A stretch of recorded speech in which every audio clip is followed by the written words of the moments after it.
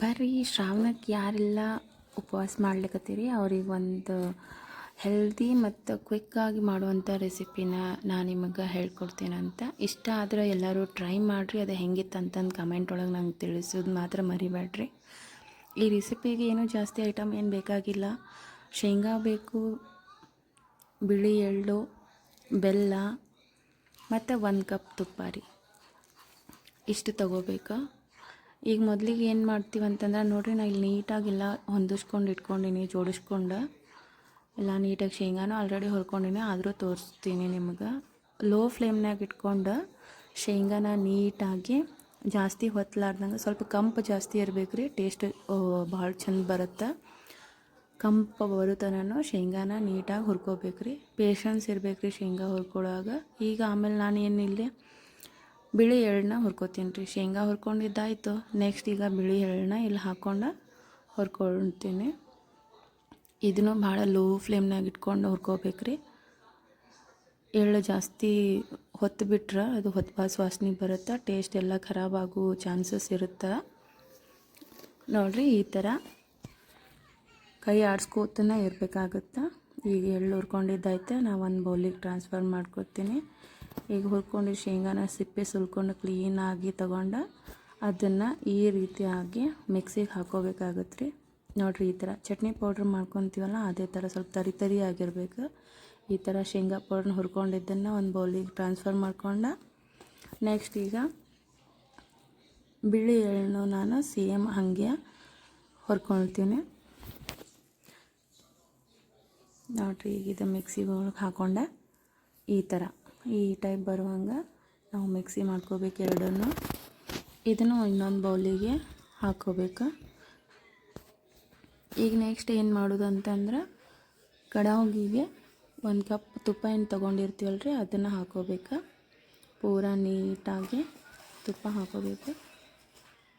Quantity ಇಷ್ಟೇ ತೊಗೋಬೇಕಂತೇನಿಲ್ಲ. ನಿಮಗೆ ಜಾಸ್ತಿ ಪ್ರಮಾಣದೊಳಗೆ ಏನಾರ ನೀವು ಸ್ವೀಟ್ನ ಮಾಡ್ಕೋಬೇಕಾಗಿತ್ತಂತಂದ್ರೆ 2 ಕಪ್ಪು ಸ್ವಲ್ಪ ಜಾಸ್ತಿ ನಿಮ್ಗೆ ಎಷ್ಟು ಬೇಕು ಅಷ್ಟು ತೊಗೋಬೋದು. ನೋಡಿರಿ, ಆ ಕಾದ ತುಪ್ಪಕ್ಕೆ ನಾನಿಲ್ಲೇ ಬೆಲ್ಲನ ಸೇರಿಸ್ಕೊಳಿಕತ್ತೀನಿ.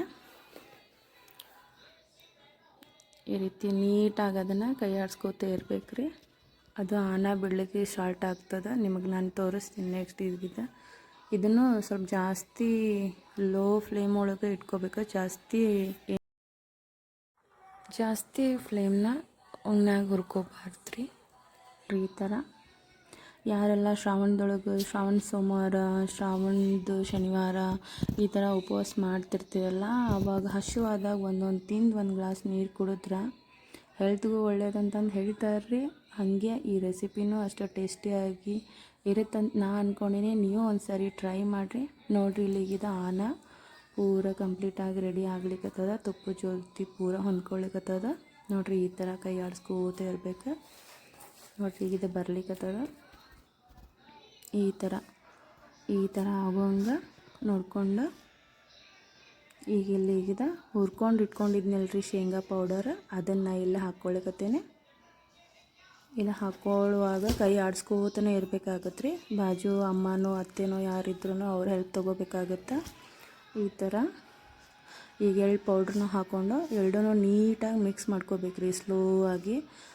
ಗ್ಯಾಸ್ ಫ್ಲೇಮ್ ಮಾತ್ರ ಲೋನೇ ಇರಬೇಕಾಗತ್ತೆ ರೀ. ಜಾಸ್ತಿ ಅಂತರೂ ಕೊಡ್ಲಿಕ್ಕೆ ಹೋಗಬೇಡ್ರಿ, ಇಲ್ಲಾಂದ್ರೆ ಎಲ್ಲ ಹೊತ್ತಿ ತಳ ಹಿಡಿಯೋಕ್ಕೆ ಸ್ಟಾರ್ಟ್ ಆಗ್ತದೆ. ಈ ಥರ ಸ್ಲೋ ಆಗಿ ನೀಟಾಗಿ ಕಲಿಸ್ಕೊಂಡು ಕೈ ಆಡಿಸ್ಕೋತ ಇರಬೇಕಾಗುತ್ತೆ. ಇದನ್ನೇನು ಜಾಸ್ತಿ ಹೊತ್ತು ಗ್ಯಾಸ್ ಮೇಲೆ ಏನು ಬಿಡೋದು ಬೇಡ ರೀ. ಒಂದು 5 ರಿಂದ 6 ನಿಮಿಷ ಅಷ್ಟೇ, ಲಾಸ್ಟ್ ಒಂದು 4 ರಿಂದ 5 ನಿಮಿಷ ಅಂದ್ಕೊಳ್ರಿ. ಕರೆಕ್ಟಾಗಿ ಅಷ್ಟು ಬಿಟ್ಟು ಅದು ಹೊಂದ್ಕೋಬೇಕು ರೀ ಎಲ್ಲನೂ.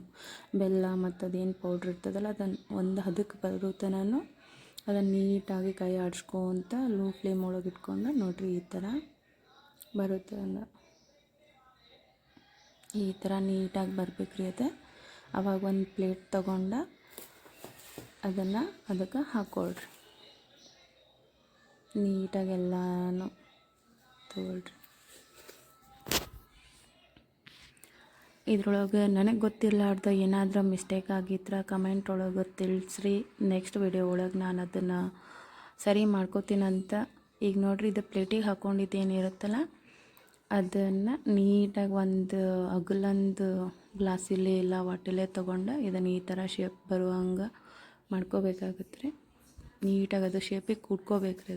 ಅದನ್ನು ಕಟ್ ಮಾಡ್ತೀವಲ್ಲ ಆವಾಗ ಅದು ನೀಟಾಗಿ ವಡಿ ಕರೆಕ್ಟ್ ಶೇಪಿಗೆ ಬರುವಂಗೆ ನಾವು ಈ ಥರ ಅದನ್ನು ಸೆಟ್ ಮಾಡ್ಕೋಬೇಕಾಗತ್ತೆ ರೀ. ನೋಡಿರಿ ಇಲ್ಲಿ ನೀಟಾಗಿ ಆಗ್ಲಿಕ್ಕತ್ತದ.